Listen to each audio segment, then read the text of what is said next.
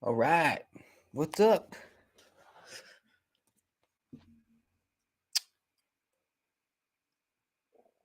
Welcome to the first ever live movie review at Duty's Daggers. We'll wait for a few more people to show up in here, then we will begin.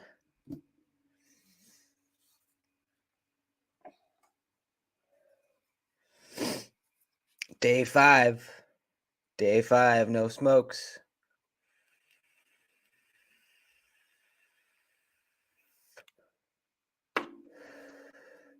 It's still hard, man. I still want a cigarette.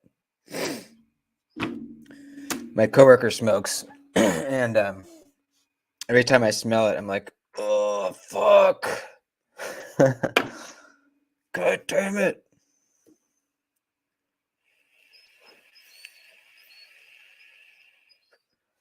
What?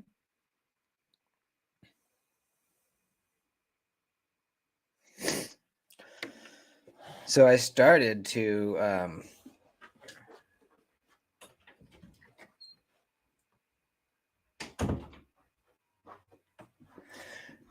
do a good one. What's up, man? Are you ready for this? I started to take notes on the next movie, which I won't say which one it was because I still might review it. But I got like a page and a half of notes in, and I was like, dude, this movie is too bad. I can't do this. That's saying a lot because I watched the whole Twilight Saga. So that's saying something. Creighton's here. Awesome. I was hoping you'd be here, dude. So who here has seen The Notebook? I had never seen it until a couple days ago when I watched it and took a whole bunch of notes. Let me get to my notes.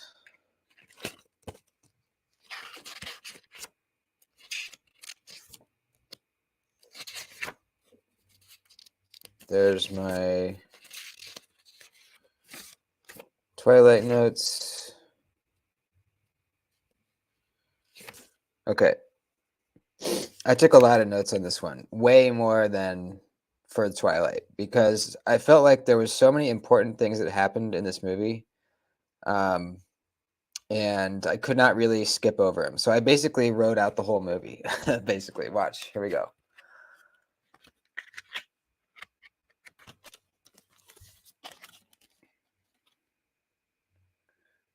Page 1.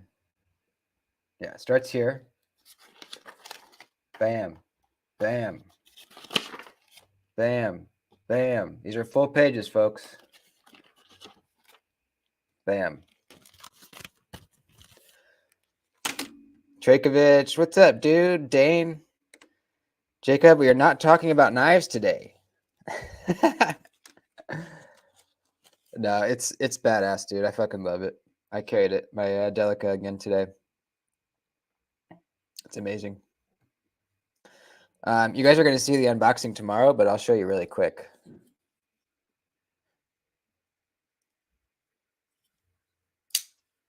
That's right. Another Spyderco Wharncliffe. And check this out.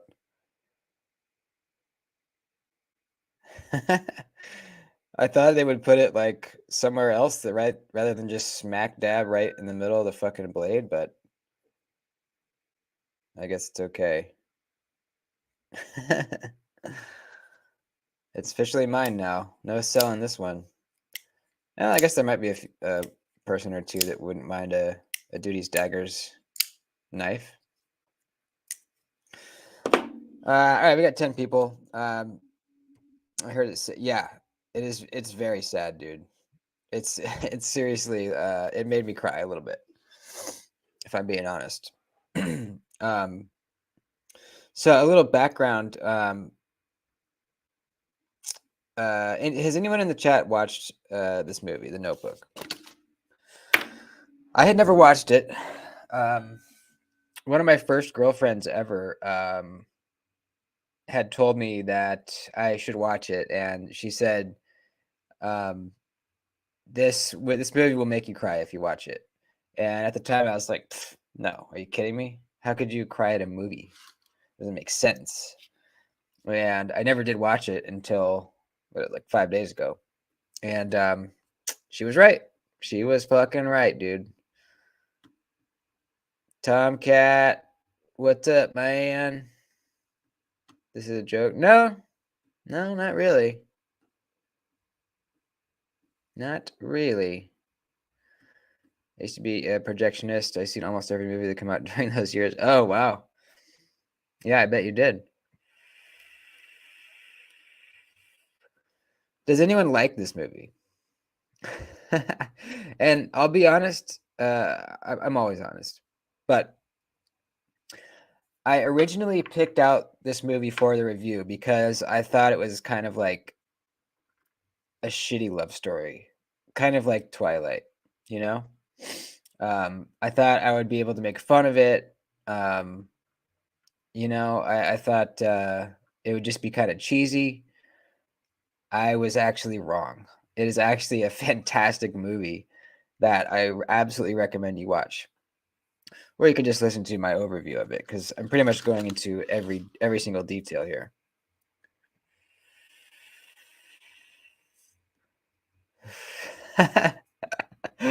Yeah, this is for sure a chick movie. This is definitely a chick movie. In fact, I would challenge you to ask your girlfriend, your wife, any woman in your life, and I 100% guarantee you that they've seen this movie. 100%.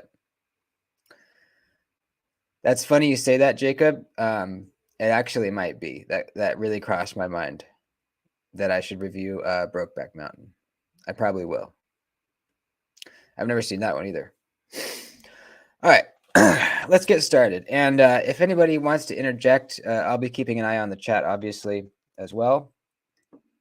Feel free to ask any questions, comments. Here we go.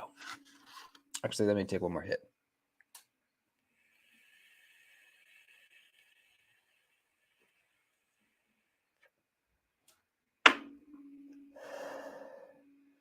The Notebook, starring Ryan Gosling and Rachel McAdams.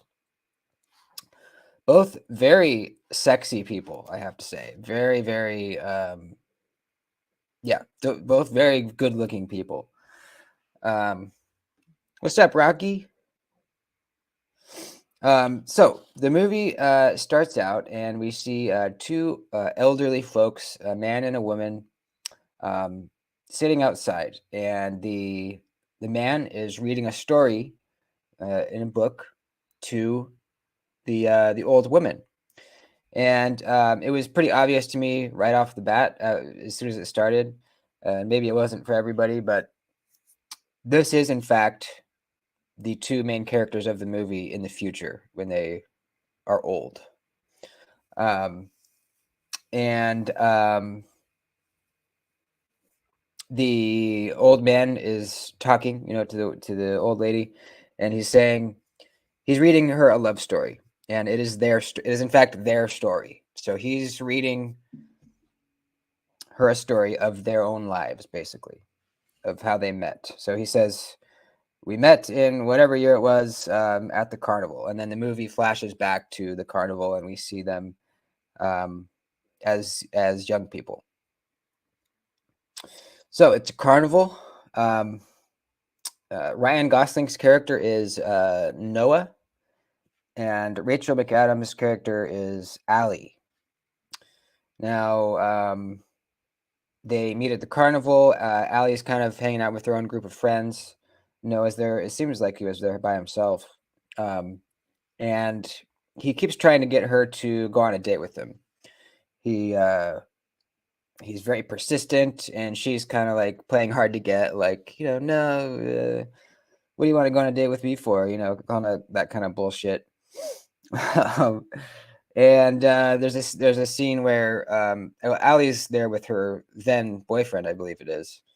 They're up in the what's it called? Carousel? Yeah, they're up in the carousel. Noah, Ryan Gosling, runs up and like jumps and hangs on the chair and is like, "Hey, I'm gonna let go and fall and die if you don't go on a date with me." Obviously, he's kidding. He's not really gonna do it. He's just kind of being silly. He's like, "I'm gonna go on a date with me or I'm gonna let go," and she's like, "No, go ahead and let go." And then he goes, "Oh," he takes one hand off. He's like, "I'm serious. I'm gonna drop if you don't go on a date with me." And he's like, "Oh, I'm about to fall. My hand's slipping." And finally, she gets a little scared, like he's actually gonna do it. And she says, "Okay, okay, I'll go on a date with you." And she was not true to her word. She kind of backed out after he was safe on the ground again, which is real shitty. So sometime later, um, Allie is at the movie theater with a group of friends. Noah just happens to be there as well. After the movie, they kind of meet each other outside of the theater, and Noah convinces Allie to let him walk her home from the movie theater. And this is their first time they're kind of trying spending some time together.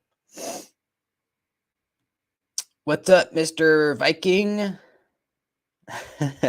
Don't laugh, dude. This is serious. So they're walking home from the movie theater. Let's see, where am I? Oh yeah, they're walking home from the movie theater. They're kind of being silly, kind of flirting around, you know. He's like, "Oh, let's lay down in the street," and she's like, "Why would you do that? That's weird." And he's like, "Whatever, dude. We could do whatever we want." He goes and lays down in the street, and finally, she's like, "Oh, I guess it might as well be a little wild and crazy." And they lay down. They both look at each other, and they start laughing. She realizes, okay, this is pretty fun. This is a pretty wacky, crazy guy. He's just laying down in the street all willy nilly. I kind of like that, you know. And then they dance. They do a little slow dance in the street. Um, and then we get kind of like a little bit of a montage. Basically, they fall in love is the basics. They are inseparable. They're spending a lot of time together. From that first night, they fell in love. Let's see. Yeah, okay. They have very different backgrounds. Noah is kind of like a poor country boy, whereas she is kind of she comes from a lot of money. Her family is affluent, and they're from the city. I believe in the town that they are in Noah's town, is like their summer house. So they're just crazy in love, you know, young love. It's very, very apparent. There's a couple scenes where it shows when they're hanging out with his family, you know, the kind of poor country people. And it shows, you know, they're all on the porch, they're stomping their bare feet on the porch, playing banjos and like, you know, typical I don't know, lower class things to do, which is kind of weird because it seems really fun. They're like jumping in the lake, you know, swinging off ropes and having fun. And then they go over to her house, and everyone's in like these white linen suits, and they're drinking cocktails and they're telling anecdotes and like, you know, gossiping, just like rich people shit.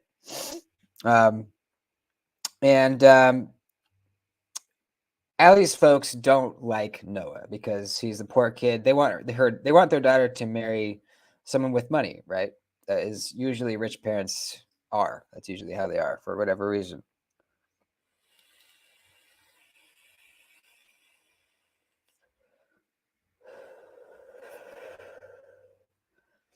Um, so one night, they they go up. They pull up to this old abandoned, big old mansion house, and um, Noah says, "Hey, you know it's abandoned. No one lives there." Noah says, "One day I'm gonna save up my money, and I'm gonna buy this house, and I'm gonna fix it up, and we're gonna live here together." And so they're hanging out in this house. They decide they're going to make love for the first time. Ooh, they get naked, and it doesn't really work out because she's kind of nervous.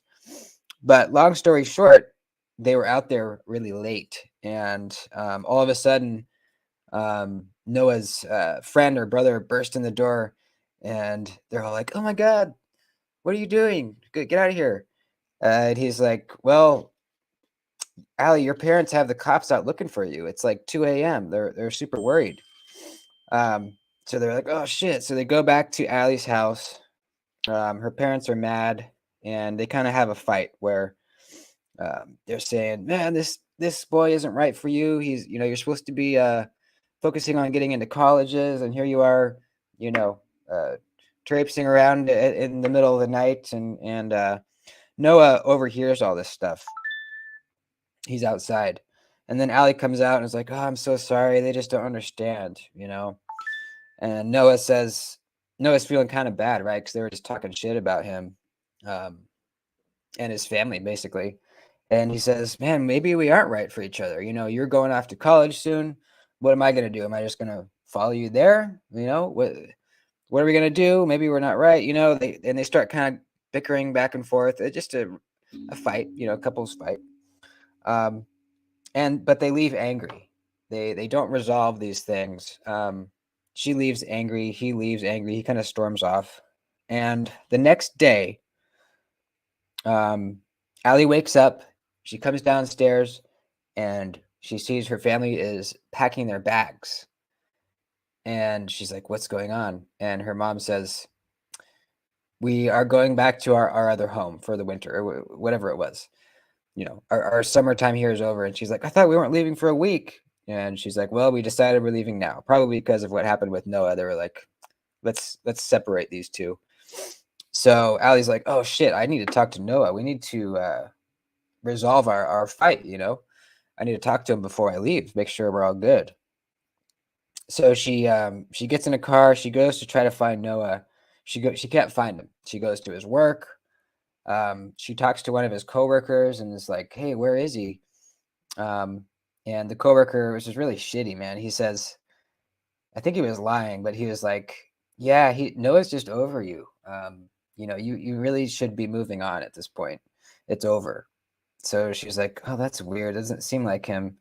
And she says, "Just tell Noah that I love him, please." And she says, "Okay, I'll tell him." And then her family's in the car honking like, "Come on, we gotta go. Let's go." So Allie gets in the car and leaves. And then I don't think that coworker ever told Noah um, that she had said to tell him I love you. So he didn't know. He thought she was still mad at him from their little fight. So she leaves, and they have never resolved anything. They haven't talked. Noah decides to write her letters. He has her address. He writes her one letter every day for a year. He writes 365 letters. But Allie's mom is a bitch, and she's throwing them away before Allie sees them. So she's taking the letters. She's like, I don't want her to know that Noah has been sending these letters, and she's throwing them away. Not cool, dude. Not freaking cool. And after a year of writing these letters, Noah is like, "Okay, she's not responding. I need to move on with my life.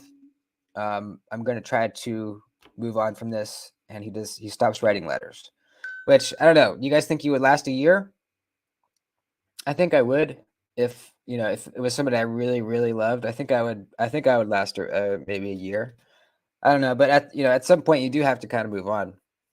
You can't spend your whole life, you know, uh, kind of torn up about somebody, right? I don't know.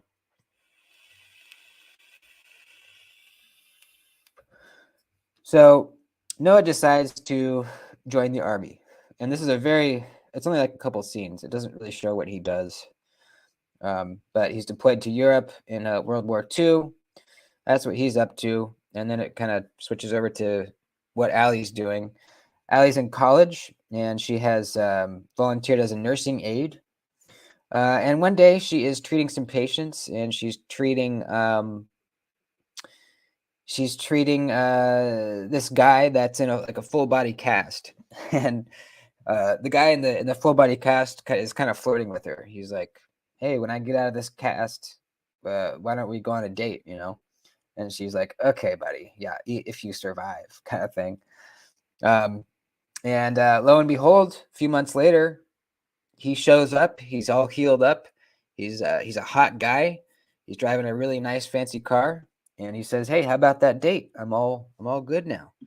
And she says yes. They go on this date, and they start I don't know what the word is back then, like going steady, you know, dating, seeing each other. I don't even really know what they would call it back then. But this guy's name is Lon, Lon. Now, for the longest time in the movie, I thought it was Lou. And then I saw a subtitle that said Lon. And I was like, what the fuck kind of name is Lon? Lon? I've never heard that name before. But this guy's name is Lon. He's wealthy too. So he's the kind of guy that her parents are into. You know, they're like, yeah, this is the kind of guy we want you to be with. He's wealthy. He has influence. He has a big, rich family. And they kind of fall in love. But you can tell it's not really the same kind of love as she had with Noah. You know, they don't kind of like, they don't do like kind of crazy fun stuff. They're kind of just, they're just your kind of typical couple. They're not like all over each other. They're just kind of like, yeah, I love you. Yeah, let's, you know, it's not the same. Eventually, Lon asks her to marry him, and she says yes. So they are engaged. Now, one day, I don't know how much time had passed, probably I don't know, a month or two, whatever, a couple weeks. One day, Noah, we switched back to Noah. One day, Noah is in town, and he sees Allie in a window in a restaurant. And he's like, holy shit, he hasn't seen her since they had that fight so long ago and went their separate ways. He looks in the window and sees her. She is with Lon, and she doesn't see him. He sees her, and she looks happy. She's smiling. He sees her kiss Lon, and he's like, oh, she found somebody. Fuck. So he doesn't wave. He doesn't make himself known. He just kind of leaves. Now, oh yeah, I forgot to mention when he had gotten back from the war, his dad had said, "Hey, I know that you've always wanted that old antiqued, old fucked up house. We're gonna buy it, and you and I are gonna fix it up." So him and his dad had been working on this house, the same house that he said that he had told Allie that they were gonna live in one day. So Noah and his dad have been working, you know, fixing up this old house. But his dad dies, and so he's by himself. He pours all he has into finishing this house. He finally finishes it. It's beautiful. It's this big mansion. You know, I don't know how long it took him. Probably years, at least a couple years. But he lists it for sale because he has seen that, you know, Allie's happy. Doesn't seem like she's coming back to him. So he lists it for sale, but he can't seem to sell it. People give him offers, and they're good offers, but he doesn't have it in himself to sell. There's still something in him that's like, maybe if I keep this house, she will come back to me eventually. He meets a woman named Martha, and they start kind of dating, but you know, she can tell that Noah's not really super into it. You know, he loves Allie, you know. Now we flash back to Allie. It's getting close to her wedding day. She's trying on a wedding dress. And she glances over and sees a picture of Noah in the local newspaper. It was a story on him finishing this house. You know, it was probably like a local story. Picture of Noah in front of this house that he had finished. He sees this picture, or Allie sees this picture of Noah, and it's the first time she has seen him in all this time, and she faints. she passes out in shock, I guess. And seeing that picture kind of snaps her out of like her kind of like fake little daydream with this guy Lon. You know, she had been shoving her feelings down for Noah away, kind of just sealing it off. Like, I'm going to forget about this. I'm going to move on with Lon. And seeing that photo kind of brought everything out again. She tells Lon that she needs to go away for a little bit and kind of clear her head a little bit. She goes and drives to Noah's house, the house they had finished. She pulls up, and Noah's like, holy shit, she came, you know? It's kind of awkward at first, and they hadn't seen each other for years. He invites her to stay for dinner. They have dinner, and then he's like, hey, would you like to come back in the morning? Because I want to show you something. So she says yes. She comes back in the morning, and they go out for a little boat ride. They row out to this place where there's a bunch of geese in, like, a bunch of white geese in this little lake, and they're rowing through the lake, and it's kind of like all magical. There's all these geese. They have a really good time. And then there's a rainstorm coming, so they have to paddle back or row back. It starts raining. They're getting soaked. And as they're docking, she turns around and is like, why didn't you write me? Why didn't you write me letters that whole time? And he says, I did write you the letters. And she realizes, oh my God, my bitch mom had been throwing them away. You did care about me, but my fucking mom ruined it. So they kiss, and they go back to the house, and they fuck a couple times. She had cheated on her fiance. Now, the next day, Noah's girlfriend comes over and is like, she kind of knew in the back of her head, like, Noah had been in love with somebody else. So she wasn't even too surprised. She was like, she's the one, isn't she? And he's like, yeah, sorry. You were kind of just a replacement. And she's surprisingly understanding. She leaves. So they're falling back in love, basically. Now, one day, Allie's mom, it's only been a couple of days that they were back together. But one of these days, Allie's mom drives up to the house, and she's like, what are you doing here? Lon has found out that you're here. He doesn't know what to do. Everyone's all like worried and pissed and like wondering what's going on. So she talks to her mom, and her mom kind of reveals that she does feel a little bit of sympathy for Allie's situation, because she had been in a similar situation when she was young. So she finds it in her heart to give back all the 365 letters that she had taken. She didn't throw them away. In fact, she had saved them.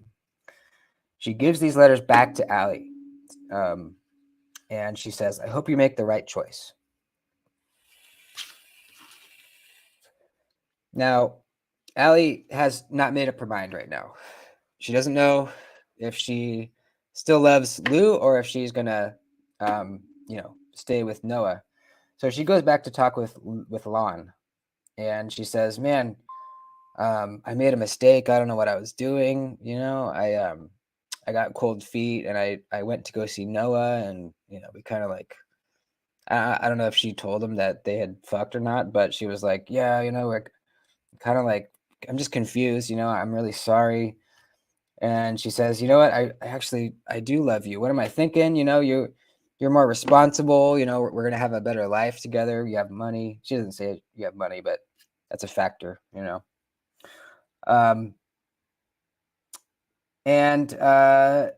But the next scene is she pulls up to Noah's house, and she gets out of the car, and she has her briefcases, her luggage.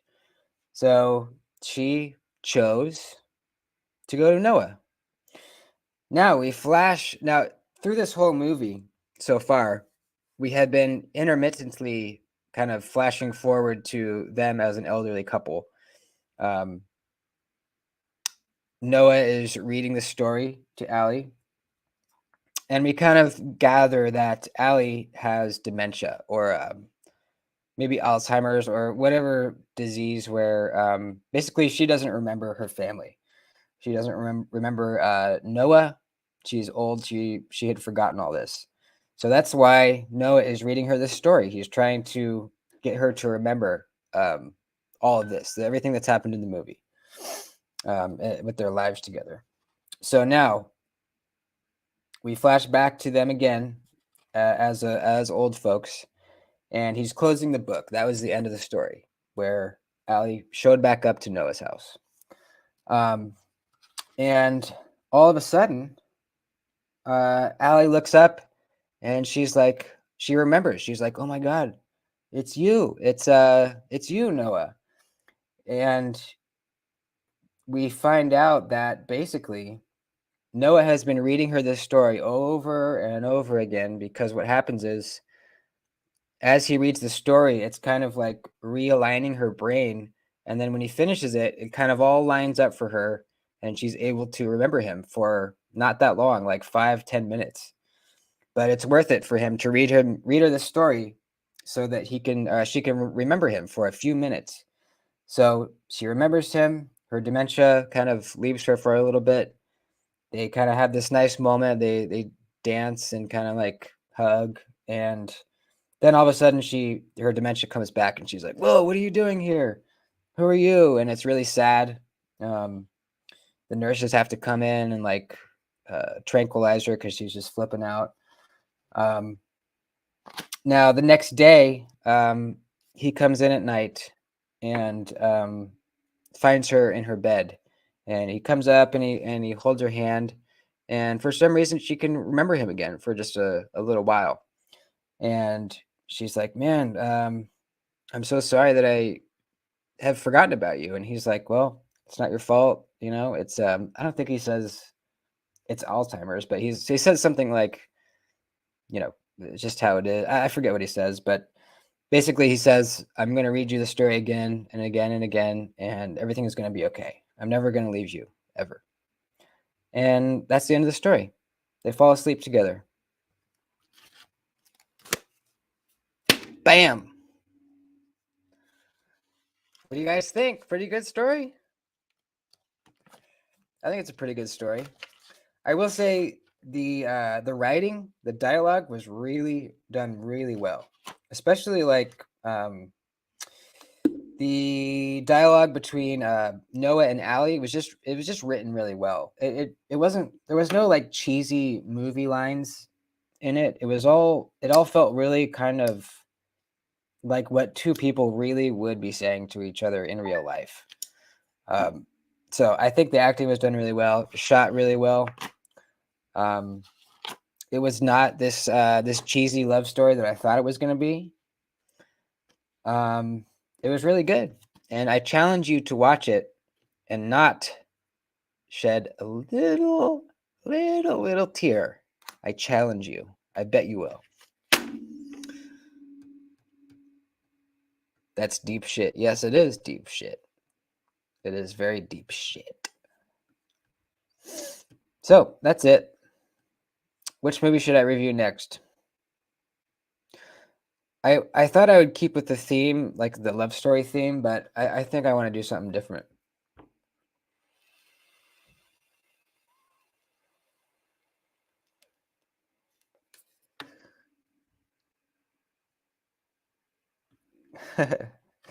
My brother went to college with Chris Paul, the basketball player. His go-to move with girls who watching the Notebook with him in his dorm room. I bet that probably, yeah, that's probably a good move. Ooh, Point Break. That would be sick. That's such a good movie. That's an amazing movie. Yeah, that's a good idea. Man, I still need to see John Wick Chapter 4. Is it only in theaters? Can you stream it? I gotta see that. Speaking of John Wick, did you guys watch Diener's video on his John Wick crate?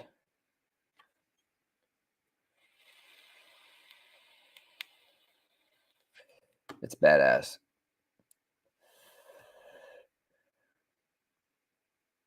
Not many, yeah. Yeah, we only had like 7 people, but that's fine. I don't care. This video will stay up, so people can go back and watch it later if they want to. But yeah, my Twilight review didn't get that many views.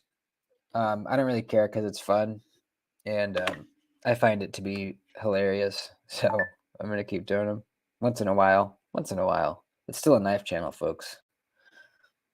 Once in a while. Boondock Saints, that's a great movie. Second one, not as good, not nearly as good, but the first one, pretty damn good.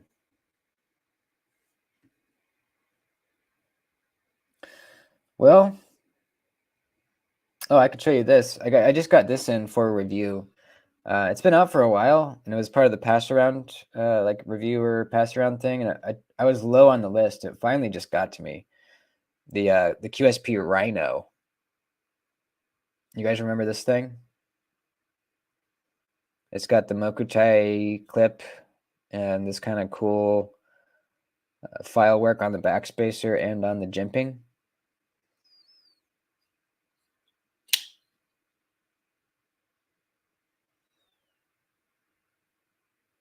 It's all right.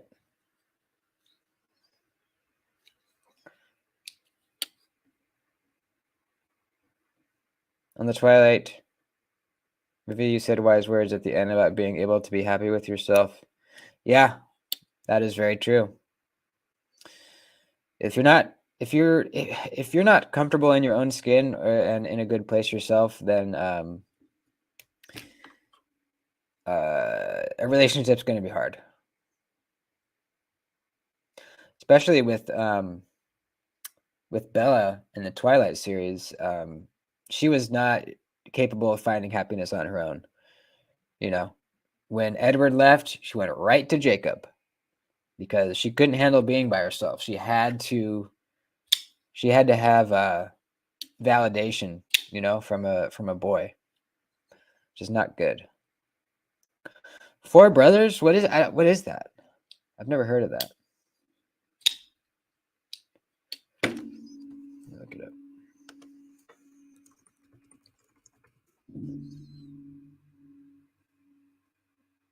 Mark Wahlberg. Yeah, I've never seen this. That might be good, since I've never seen it.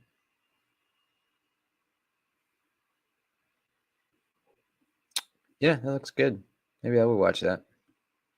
It's pretty good.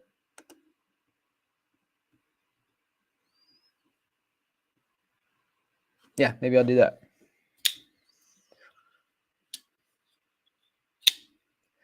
Creighton, I tried to do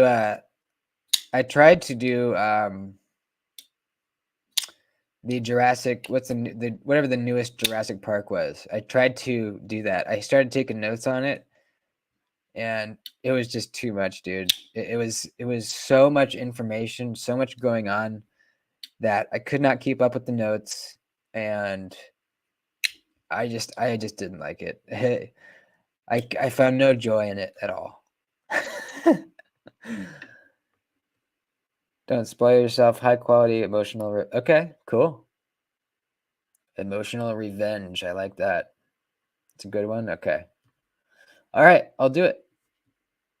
I'll do Four Brothers.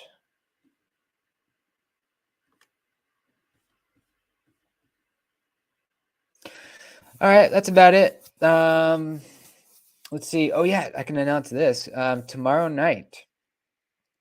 Well, we have the stream in the morning, right? Duty's Daggers regular Saturday morning stream at 7 a.m.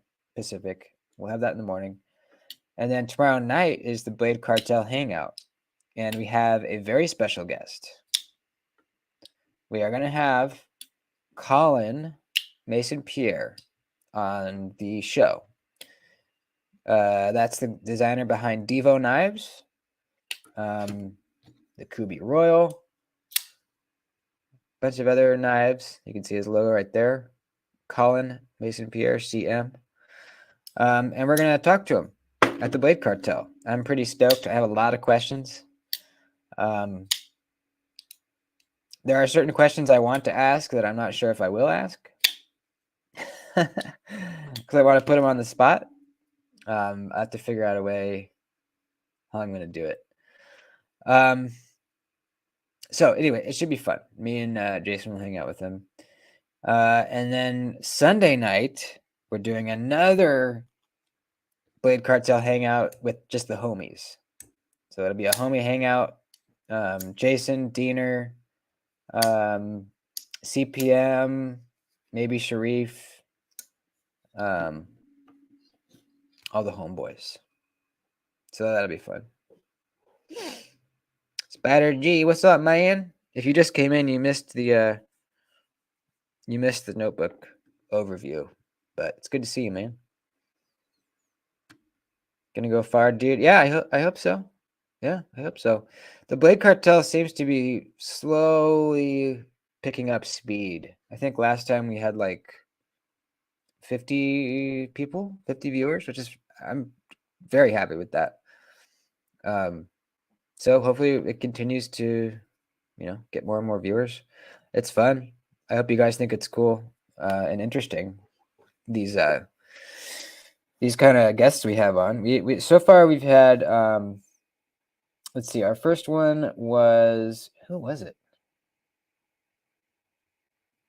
Who's our first guest? We had Daryl Caston from D Rocket Knives on. We had Long Island Knife Guy on last time. We had Sharif was on one of them, right? Yeah, Sharif was on one of them. Sharif Manganas. Maybe he was the first one. There's one more that I can't remember though. Oh yeah, the Blade Chops guy. I forget his name from Blade Chops. So yeah, cool stuff. There's a list of guests I would love to have that I'm gonna try to get. Jason's really the guest getter. He's really good at it. So I kind of leave that part up to him.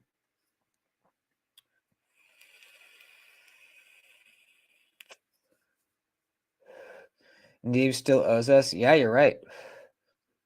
You're right. I will call upon him to fulfill his debt one of these days. Oh, no worries, dude. Yeah, it's all good, brother. Tomorrow morning, though, we're going to be at it again, 7 a.m. Pacific. That is not, yeah, that's 9 o'clock Central, 10 o'clock Eastern, if you want to. So yeah, this Rhinos is it's okay. It has this weird like spirally kind of jimping, which looks really cool. But you can't front flip it because it's not grippy at all. This type of jimping. I honestly, I'm trying as hard as I can. I cannot do it. Maybe if I do the side of my thumb. Yeah, I can't do it. But the flipper works pretty good. The fuller looks pretty good. What's up, Shane? You missed it, dude. You missed the Notebook review. But you can go back and watch it later afterwards. Pretty ergonomic. I like how it kind of locks you in, with this point here and the flipper tab. It really locks you in. I kind of like that. Some people were saying this was a ripoff from the EMP EDC Relative, but I don't really see it. The blade a little bit, kind of up towards the tip, but I really don't see too much of a similarity. Do you review good movies? What are you talking about? The Notebook, dude. Absolutely amazing. Twilight, yeah, that's debatable. But I did enjoy watching them. There's no real criteria. It's just kind of whatever I think will be fun. I guess I'm going to do Four Brothers next. Right on, Cretan. See you later, buddy. NV4. Hell yeah. I'm sad I got to send this off pretty soon. You got a text about the review? About this live stream? That sucks. You must. We've already been going for 45 minutes, bro.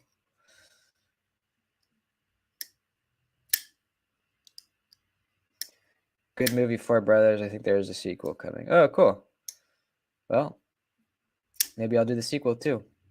I've never seen it.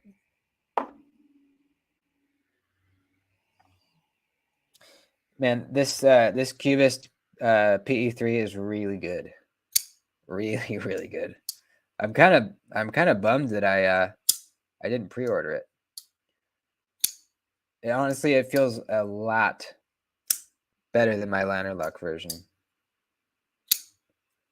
I don't know. It sounds a lot different, a lot better. It's just really good, man. If you pre-order one of these, he said they're coming next month. And then the invert, I don't think I would buy one of these just because the blade shape's not really my thing. But it's a really nice knife. And it's going to be pretty affordable because it's 14C and micarta. Nice thin blade. Comfortable. Review the Peanut Butter Falcon. I've never heard of that, but I will look it up. It sounds like something I would like. Peanut Butter Falcon. All right. And then we have this little guy. This thing is so cute, dude. Look at this little guy. Look at this little guy. He's so cute. He's just a little guy. I really want one just because this one's mine. And I really want to get this so I could have a little matching, big and small. But man, the walk and tuck on this thing is nice. Listen to this.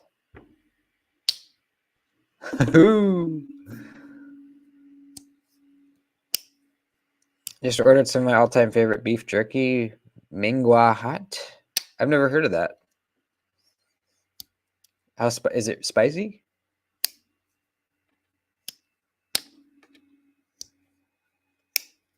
Did anyone enter into MC and Nick Shabazz's little charity deal? I did. $25 helps out a good cause, and you might win some knives. Best movie ever as far as acting and cinematography has to be The Shining. Yeah. Yes, I have seen The Shining a few times. It's an amazing movie. Absolutely.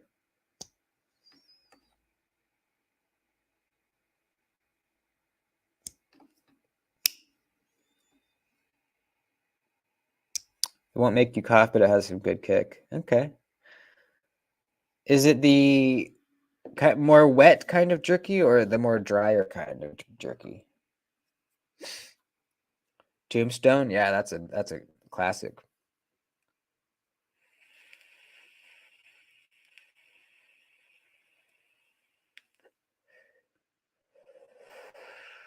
Oh, by the way, I just got sent an extra one of these hats. I did pay for it though. By the way, I don't get this Duties Dagger merch for free. I don't even get a deal in it. I pay the same as you guys, which is kind of weird, but it's just is how it is. But basically, I ordered one of these dad hats versions like a month ago. It never came, so I thought maybe I had just forgotten to order it, or I thought I ordered it and I didn't. So I ordered another one, and then the first one came. So now I have two of these. One is brand new, so I will be giving it away to one of you guys soon in a giveaway. And also, I added this in khaki and camo as well, the dad hat.